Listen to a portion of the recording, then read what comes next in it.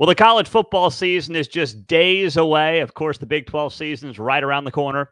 And it wouldn't be right if we didn't get on a guy who always is generous with his time. Josh Pate, you see him all the time. You listen to him. Late Kick, find it wherever you get your podcast. Of course, find him on YouTube as well. He does an outstanding job with that show. He's become really one of the stars of college football coverage. And we appreciate him joining us on Heartland College Sports. I'm Pete Mundo. Appreciate you joining us, whether it's on the radio show, on the podcast, on the YouTube channel.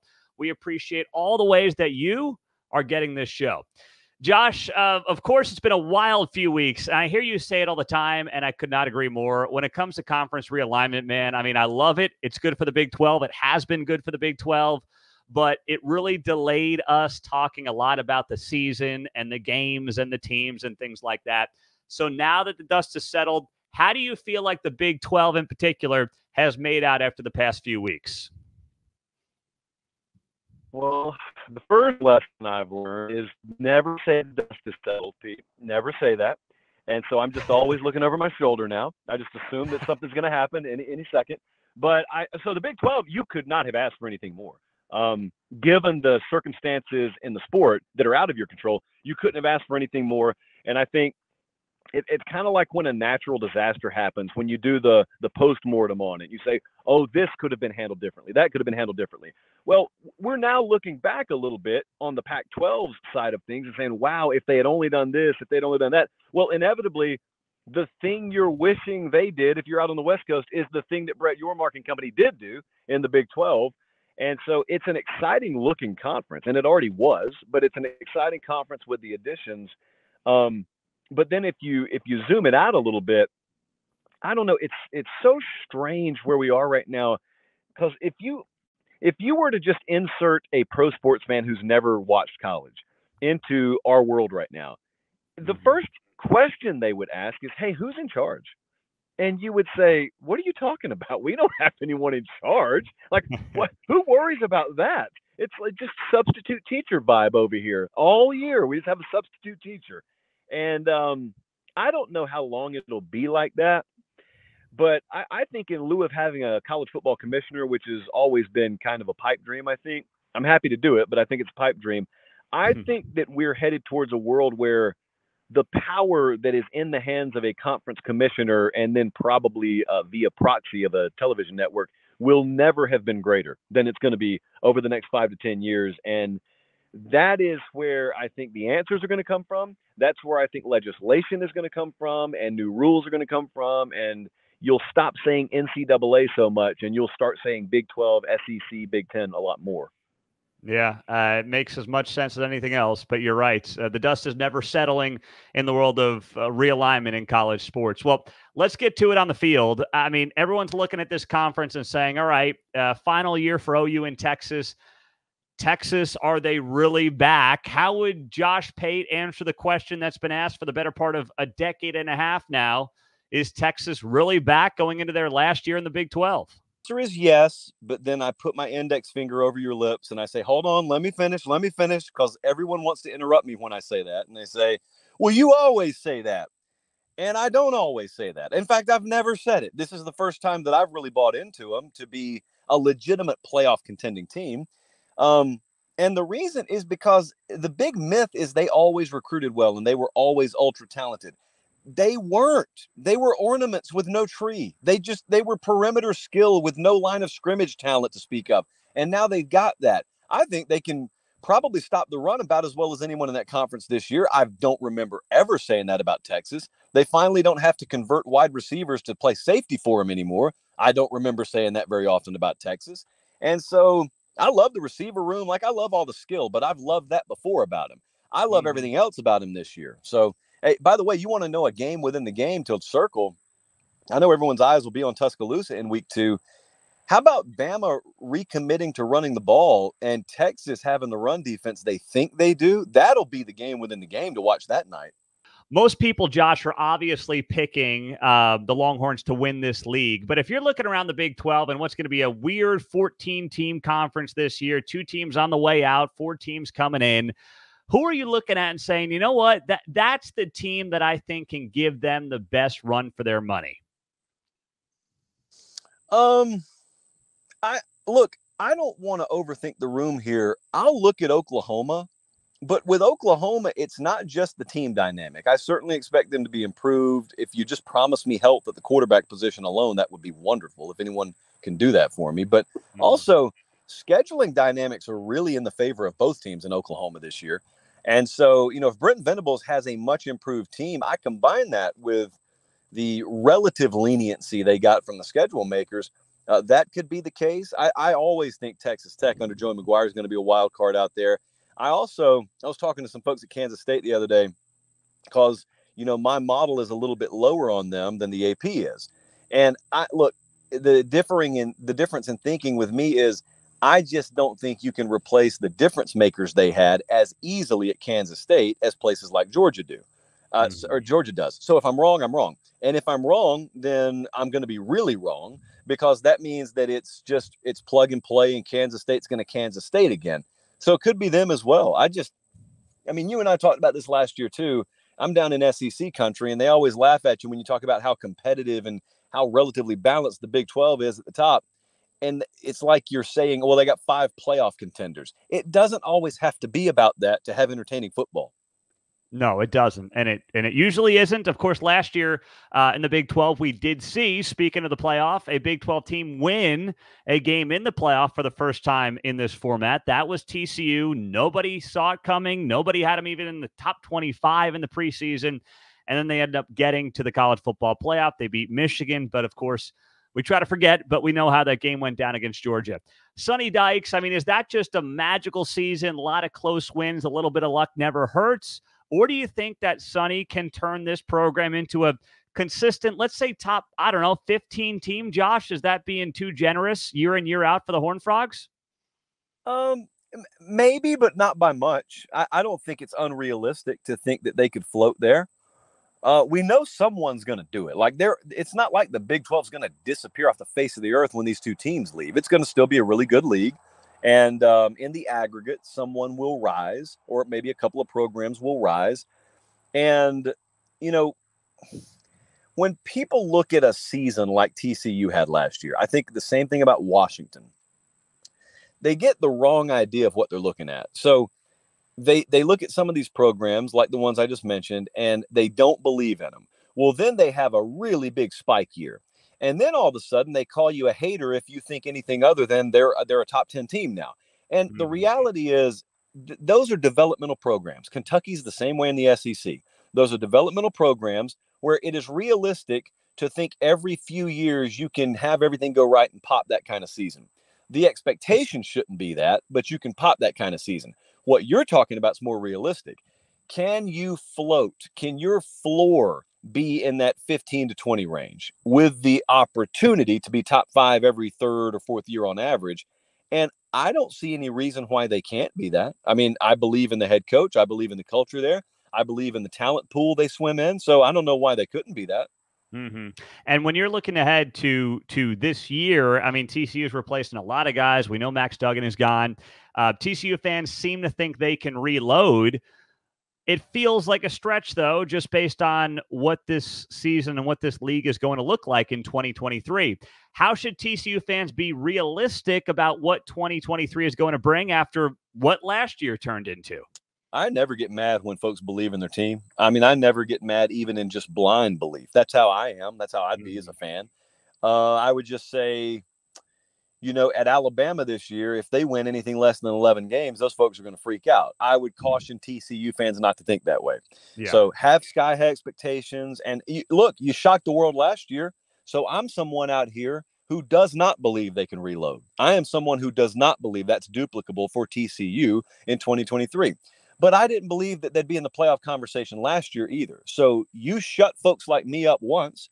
I'd have fun trying to shut folks like me up again. But if I do happen to stumble into being right on this one, it's not the end of the world. You suck it up and you try again in 2024 and 25 and 26. Josh Pate's joining us. You see him all the time. You listen to him. And if you're not, you should be. Late Kick, he does an outstanding job covering the entire sport. So, Josh, speaking of teams that shocked the world, Kansas last year, nobody saw it coming. They got College game day against TCU, coincidentally enough.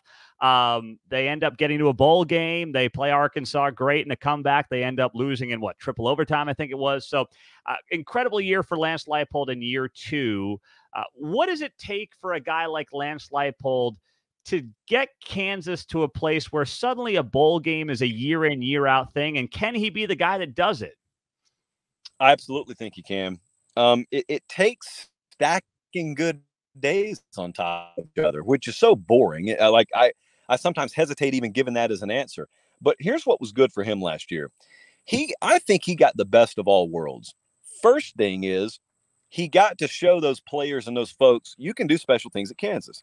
But then he also got to show them what it means to have a full tank of gas in this sport. You can't have 5 weeks or 6 weeks. You got to have 12 plus weeks of gas in the tank.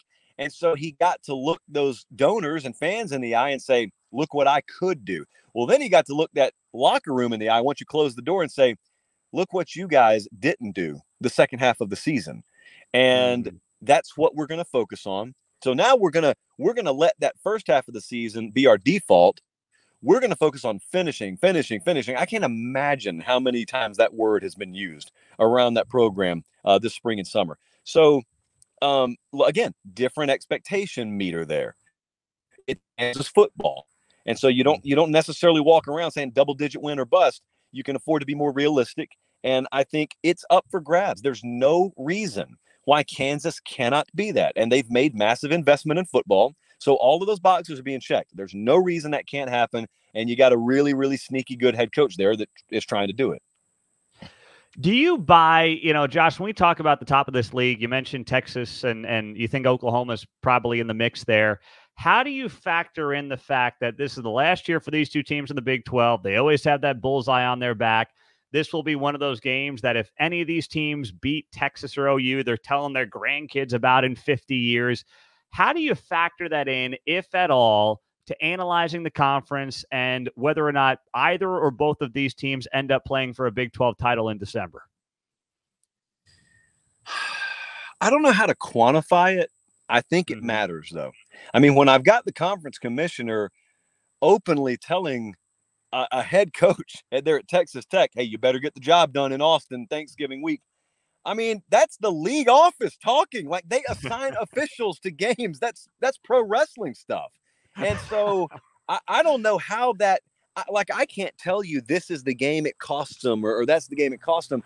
But, you know better than I do, not just as well as I do. The animosity is so palpable towards those programs up and down that conference that, man, it's something I'm taking into account. Like I told you, I believe in Texas, but that's something I'm taking into account as an intangible this year. Like, how do you measure that if you're trying to handicap the conference? I think it matters. How do I quantify that? How do I measure that? How do I bake that into a point spread? I don't know. I just think that when we watch Big 12 football this year, when you watch Texas and OU go on the road, it's going to be so uncomfortable and it's going to be so raucous and it's going to be really nasty, which the rest of the Big 12 should be, over the moon excited about. I think whoever's on that team this year, man, those locker rooms full of kids, they will remember this last year going on the road in that conference. Yeah, there's no doubt about it. Now, Josh, hot seats. Neil Brown has probably one of the hottest seats in the country. And you look at the schedule for West Virginia. I mean, Penn State out of the gates, Pitt 2 weeks later in Morgantown. Neil Brown, a lot of people in the sport in the conference like him, but it hasn't been a good stretch, obviously. A lot of mediocre football there. What do you think about Neil Brown, the future at West Virginia, and if he can hang on this season? Oh, man, you were reading the schedule there. I mean, I like Neil too, but you read the schedule there. Here's the other thing you notice. Notice where their bye week is placed. It's right after several losable games. And we've seen the past 2 seasons, head coaches get fired really early in the season. Think Scott Frost, think Paul Chryst. I see, look, there's certainly upsets happen every week in college football. I don't feel great about West Virginia. I know they think they did a better job out of the portal this last cycle than they have, but man, you're grasping at straws a little bit there. And I don't know. I think the odds are better than not that a move is made on him. And then if it is, you got West Virginia folks saying, well, if we're going to make a move in the middle of the season, why didn't we make it at the end of last year, which is an argument we hear from some fan base every cycle now, it seems. Yeah, that's so true. Of the 4 new teams, Josh, who do you like the most? BYU, UCF, Cincinnati, Houston. Which one of these 4 new teams are you most intrigued by making an immediate impact in the Big 12? So it was Central Florida, and I think in many ways it still is. Brigham Young's win total is all the way down at 4.5. So I know it sounds weird that I would mention them. I was talking to someone yesterday that's pretty close to that program, and they were saying, "Hey, I don't know how many games we're going to win this year, but like we think Keaton Slovis is really good. Like we love what we got from him. He's really surprised us, and then it surprises the rest of the country to learn that Keaton Slovis is a Brigham Young now, by the way." And I just I got the sense they feel way better about their team than probably, the odds market does or the preview magazine culture does. So, I mean, there's some team that has a win total way below bowl contention level every year that surprises. I don't know if it wouldn't be Brigham Young this year. So I'm going to just take a flyer on them because I know you're recording this. So if I'm right, we can just look like heroes at the end of the year. And if I'm wrong, no one will remember it anyway. So let's go Brigham Young. All right. He's on the BYU bandwagon there. But UCF, I mean, I'm not saying that Florida State, Miami are shaking in their boots at UCF being in the Big 12. But can UCF be one of these programs down there that's recruiting Florida incredibly well and is a legitimate Power 5 contender out of that state? Is that the ceiling under Gus Malzahn for this UCF team, or is that too much? No, you're right. And I don't think of it as a team. I think of it as program-wise, they're going to be there. Like they're going to be a factor. You said Florida State, and Miami aren't shaking in their boots. Well, they're not doing it visibly. But those people are not happy at all that UCF found a way into the Power 5 door. And there's a really different kind of energy down there. It's almost like an aggravating energy. It's like when watching Oklahoma play Boise back in that Fiesta Bowl back in the day. It's like you're the blue blood, you're the big dog. They're supposed to just know their role. And it's so aggravating when they don't. And I get the same vibe from Miami and Florida State. Central Florida is supposed to know their role. Like they're supposed to just take our scraps and have fun. You get to be in Orlando, go to the theme parks or whatever. You're not supposed to be a Power 5 team. You're not supposed to be competing with us on the recruiting trail. You're not supposed to have energy around your program, and they have it now. And the thing about it is they're at the table, so they're not going away. You talk to folks in the state of Florida, they get defensive, and they almost try and voluntarily tell you, "Oh, we don't care about Central Florida." And I asked you what you wanted for dinner tonight. Why are you talking about Central Florida with me? It almost sounds like you are defensive. All right, we'll leave you on this, Josh Pate. You mentioned, yes, we're recording this, obviously, and we'll burn the tape if you're wrong, but you got Texas winning the Big 12. You like them more than the AP poll, as you noted earlier. Who do you think they end up beating in the Big 12 championship game at Jerry World in early December? What's your pick there and what that game's going to look like? Oh, this is tough. I know Texas is my champ. I've not arrived on this yet. Look, I think I'm going to take another flyer on Kansas State. Yep. It sounds so counterintuitive. I know it does, because this is me talking, not my model talking. Like my numbers are down on Kansas State. I just know, man, I spent some time around that program last year. I know who's in there and the kind of mentality that's in there. I think they're going to find a way. I love the culture of that place, man. That is a very, very tightly wound rubber band ball. It's not going to come loose as easily, I think, as some folks, including my precious computer here, think it is. I like it. Texas, Kansas State. Always great to have Josh Pate on. Does an outstanding job with Late Kick. Be sure to subscribe to his show. Find him, YouTube, podcasts, wherever you're getting your shows. Josh Pate is doing his and doing a great job covering the entire sport of college football. Josh, great to have you on, man. Thanks so much for joining us at Heartland College Sports. I appreciate you having me.